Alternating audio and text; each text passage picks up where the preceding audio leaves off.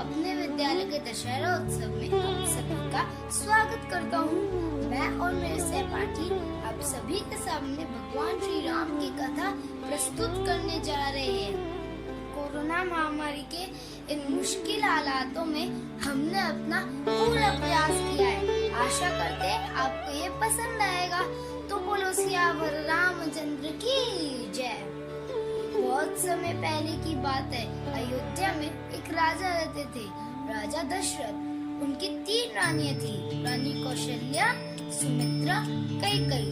उनके 4 पुत्र थे, राम, लक्ष्मण, भरत, शत्रुघ्न। चारों भाइयों ने उनमें उच्च शिक्षा प्राप्त की।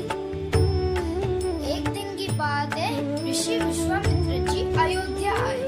वे अपने यज्ञ की सुरक्षा के लिए राम जी और लक्ष्मण जी को अपने साथ ले गए। वे वहाँ से मिथिला नगरी रुके, जहाँ पे सीता जी का स्वयंवर होने जाया था। आइए मैं आप सभी को सीता जी के स्वयंवर में ले चलता हूँ। जहाँ राजा जनक ने अपनी पुत्री सीता के स्वयंवर का आयोजन किया था।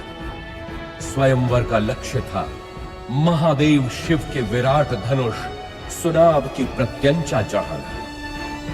बड़े बड़े महारथी धनुष को हिला भी नहीं पाए।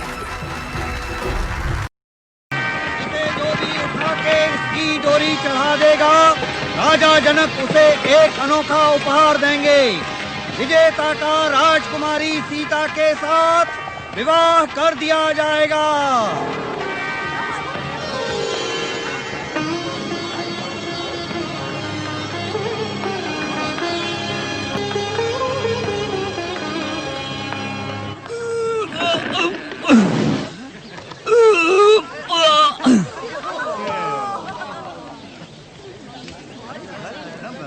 अगले राजकुमार जगधरा सवारा प्रदेश के।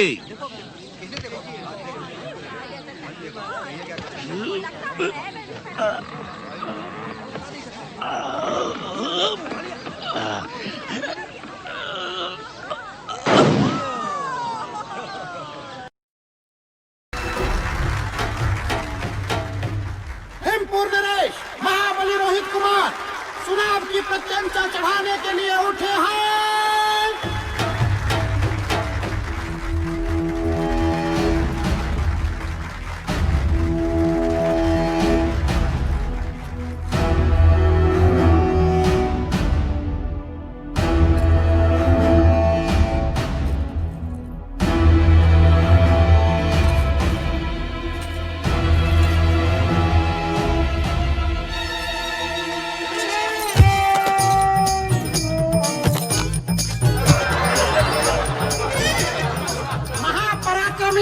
रोहित कुमार पराजित हुए।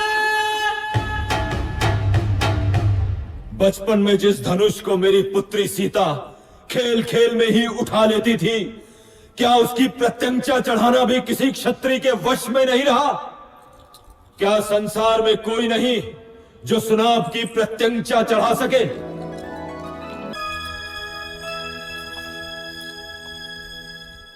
मैं मिथिला नरेश जनक अत्यंत दुख के साथ अपनी पुत्री सीता के स्वयंवर की समाप्ति की घोषणा करता हूं, क्योंकि धरती पर ऐसा कोई पुरुष नहीं जो सीता के योग्य हो। धरती वीर पुरुषों से रिक्त नहीं। जब तक दशरथ पुत्र है तब तक तो नहीं। ताड़का का वध किया है मेरे भैया राम ने।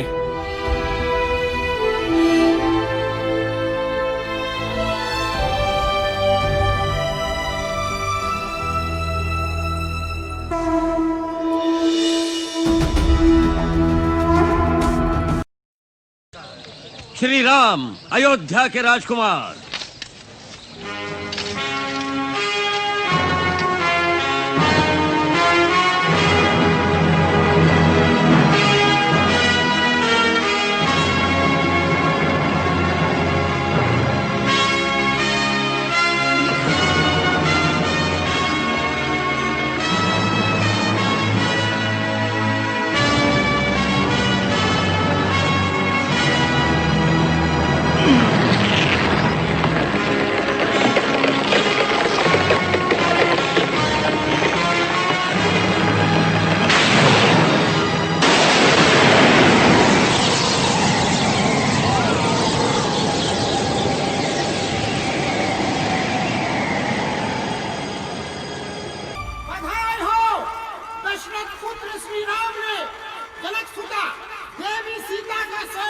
प्रायश्चित पूर्ण किया।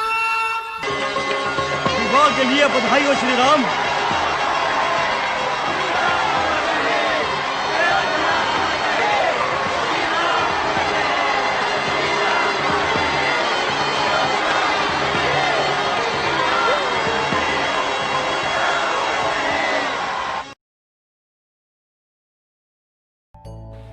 तो बोलो सियावर रामचंद्र की जय। तो देखा आप सभी ने किस तरह से राम जी और सीता जी का विवाह हुआ। विवाह पश्चात वह सभी अयोध्या में खुशी खुशी रहने लगे। अयोध्यावासी राम जी से बहुत स्नेह करते थे। ये देख दशरथ जी ने राम जी को अपना उत्तराधिकारी घोषित किया। परंतु ये क्या, कई ये सुन नाराज हो गई। वह दशरथ जी से बोली, हमने आपकी जान बचाई थी, तब आपने हमें 2 वचन मांगने को कहे थे। आज वो वचन मांगने का समय आ गया है। पहला कि मेरे पुत्र भरत को राजा बनाया जाए और दूसरा राम जी को 14 साल के लिए वनवास भेज दिया जाए। दशरथ जी बहुत दुखी हुए, परंतु रघुकुल रीत सदा चली आई, प्राण जाए पर वचन न जाई। वह अपने वचन के कारण मजबूर थे, इसलिए उन्होंने राम जी को वनवास भेज दिया। राम जी के साथ उनकी धर्मपत्नी सीता और अनुज लक्ष्मण भी वन को चले गए। वह तीनों वन में रहने लगे। एक दिन की बात है, शूर्पणखा नामक एक राक्षसी आई। अब हम देखते हैं शूर्पणखा क्या करती है हमारे इस दृश्य में। शूर्पणखा रावण की छोटी बहन एक सुंदर सी स्त्री के भेष में श्री राम को अपने वश में करने पंचवटी आती है।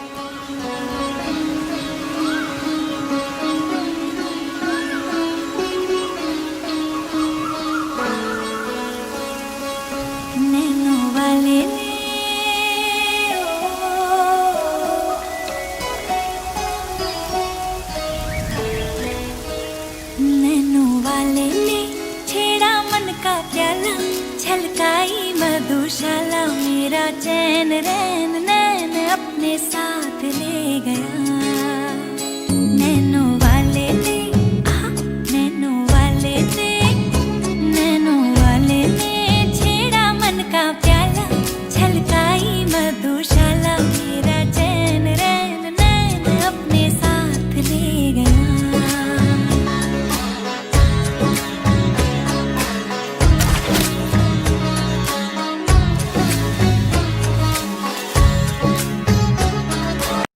मेरा नाम शूर्पणखा है।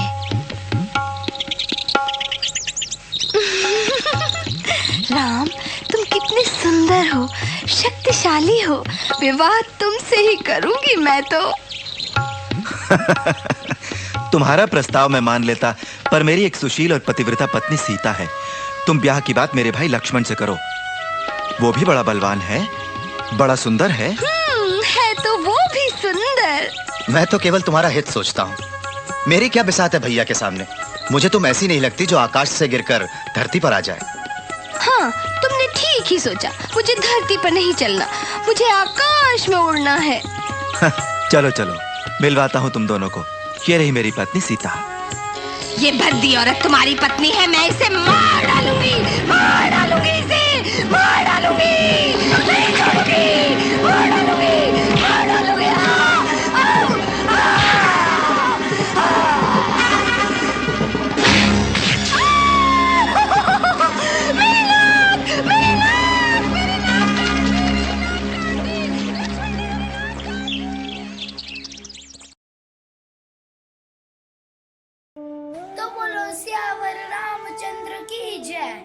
ये क्या, लक्ष्मण जी ने तो शूर्पणखा की नाक ही काट दी।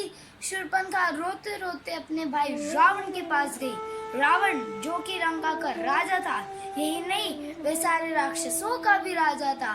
शूर्पणखा की बात सुनकर रावण बहुत क्रोधित हुआ। उसने अपने बहन के अपमान का बदला लेने की ठानी। तो आइए देखते हैं रावण ने अपने मामा मरीच के साथ मिलकर राम जी से प्रतिशोध लेने के लिए कैसा मायाजाल रचा। वो देखिए हिरन कितना सुंदर है। ऐसा अद्भुत हिरन मैंने पहले कभी नहीं देखा। स्वामी, मेरे लिए वो हिरन पकड़ के लाइए ना। ठीक है सीते, मैं अभी स्वयं को पकड़ के लाता हूँ। भैया, ये कहीं मायावी शक्ति तो नहीं? लक्ष्मण, तुम बेवजह चिंता मत करो, मैं अभी गया और अभी आया। तो जब तक मैं लौट कर ना आऊँ, तुम सीते का ध्यान रखना। लक्ष्मण, लक्ष्मण, सीते, सीते, बचाओ, बचाओ। लक्ष्मण, मुझे लगता है कि राम संकट में है। ऐसा लगता है कि वो मदद के लिए पुकार रहे हैं। जल्दी जाओ और उनकी मदद करो। आप चिंता मत कीजिए माते, मुझे नहीं लगता ये भैया की आवाज है। मैं अभी जाता हूँ। ये तो एक धोखा है। लक्ष्मण, वहाँ तुम्हारे भाई संकट में है और तुम मुझे बहाना बना रहे हो। जल्दी जाओ और उन्हें बचाओ। नहीं माते, मैं आपको अकेला छोड़कर नहीं जा सकता। मुझे भैया की आज्ञा का पालन करना है। यदि तुम्हारे भाई के प्राण संकट में है, तो तुम मेरी रक्षा करके क्या करोगे? तुम्हें जाना ही होगा लक्ष्मण। ठीक है, जैसा आपका आदेश। ध्यान रहे कि किसी भी हालत में आप इस रेखा को पार ना कीजिएगा। मैं जा रहा हूँ।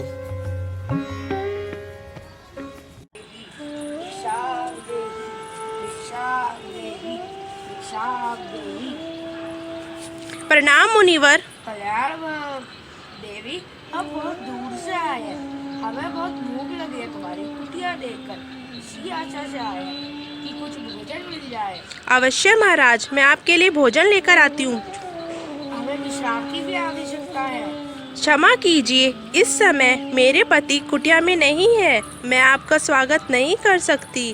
कृपया करके बाहर ही ठहरिए। मैं आपके लिए भोजन लेकर आती हूँ।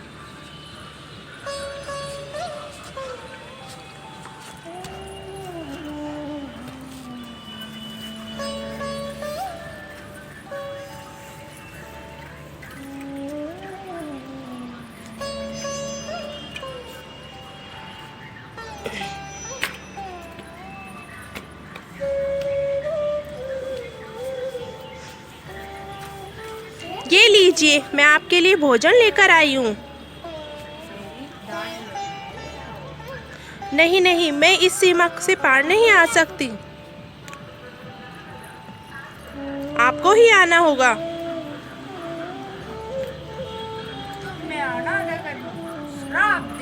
नहीं नहीं, मुझ पर दया कीजिए। मुझे अपनी पुत्री के समान समझिए।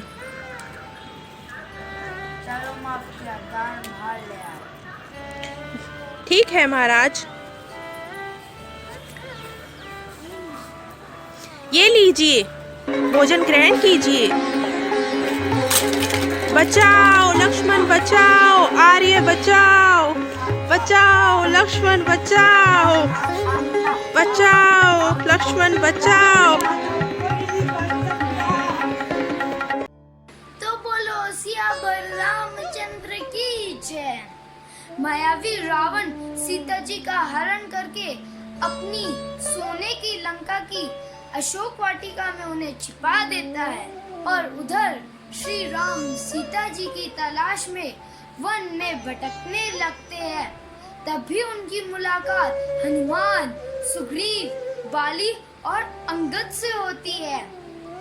श्री राम हनुमान जी की मदद से सीता जी का पता लगाने में कामयाब हो जाते हैं और इसी बीच रामदल के दूत के रूप में अंगद रावण के दरबार में पहुंचते हैं। तो आइए देखते हैं अंगद का रावण से संवाद। मैं आपके पास प्रभु श्री राम का संदेश लाया हूँ कि अभी भी समय है। माता सीता को वापस कर दो। तेरा पिता मेरा मित्र था अंगद, मेरे साथ आजा। तू किष्किंधा का राजा बन सकता है। मुझे अपने परिजन आपसे अधिक प्यारे हैं राक्षस राज। समय नष्ट न करे, सीता माता को लौटा दे। तू जा और बोल अपने राम से कि वो रावण के सामने भी बच्चा है। जंगल के कुछ पशु इकट्ठे करके वो मुझसे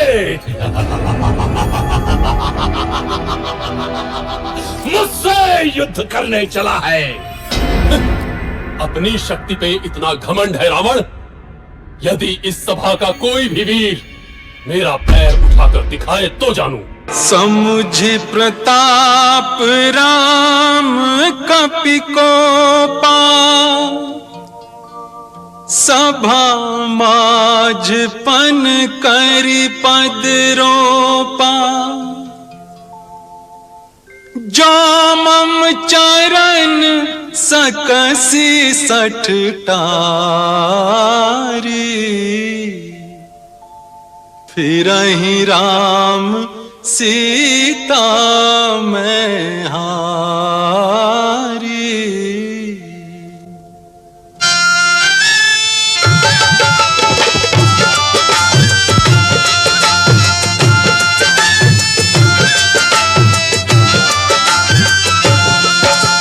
गड़ गयो खंभ हमारा, गड़ गयो खंभ हमारा। हिम्मत हो तो याहे उखारो, अंगद बीच सभा में ठारो। बोले राम जी की जय, अंगद बीच सभा में ठारो। बोले राम जी की जय। पैर पकड़कर इस बंदर को धरती पर पछाड़ दो। एक एक जोधा आवे,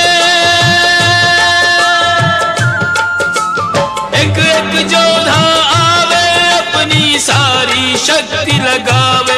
पग नहीं डिगे वीर मुस्कावे, रे बोले राम जी की जय। पग नहीं डिगे वीर मुस्कावे, बोले राम जी की जय।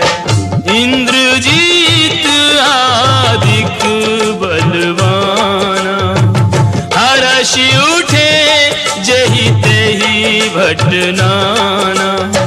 सत नहीं डोले जैसे सतवंती नारी को, मन नहीं डिगे जैसे साधु ब्रह्मचारी को। अटल विश्वास जैसे प्रभु के पुजारी को। पग है अटल यो अंगद बलधारी को। सभा अचंबित सारी, ओ सभा अचंबित सारी। ऐसो नहीं देखो प्रणधारी, या को राम भरोसा भारी। बोले राम जी की जय, या को राम भरोसा भारी। बोले राम जी की जय, बोले राम जी की जय। बोले राम जी की जय, बोले राम जी की जय।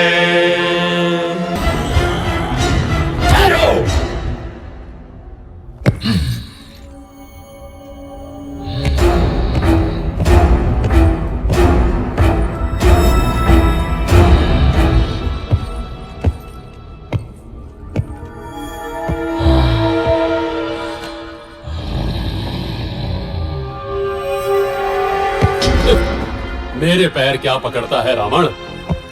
जाके श्री राम के चरण पकड़, तुझे जीवन दान वही देंगे। जय श्री राम। जय श्री राम।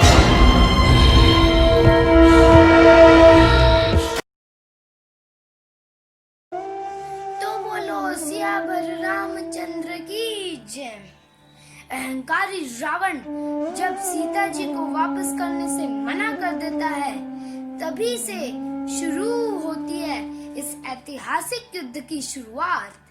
ये युद्ध है धर्म का और अधर्म का, जिसमें रावण की अपार बलशाली राक्षसी सेना और भगवान श्री राम की वानर सेना के बीच भयंकर युद्ध होता है। तो आइए चलते हैं और देखते हैं कि क्या होता है इस युद्ध के अंतिम चरण में। धर्म रथ पर बैठा, एक पाप रथ पर बैठा। दो महारथी दो महाबली संग्राम करते हैं। अंतिम चरण में युद्ध रावण राम करते हैं। अंतिम चरण में युद्ध रावण राम करते हैं।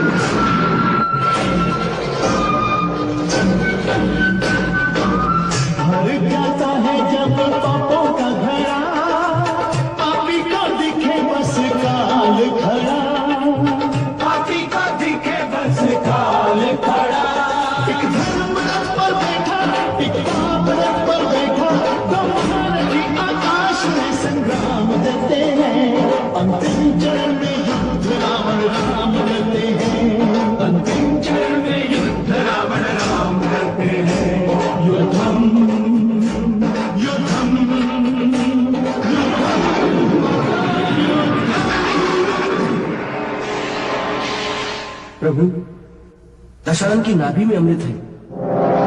आप पहले आग्नेय शस्त्र का उपयोग करके नाभि विवर के मूल का अमृत सुखा दीजिए, तभी उसका अंत हो सकेगा। विभीषण! प्रभु, इस राक्षस का वध करने के लिए ब्रह्मास्त्र का प्रयोग कीजिए।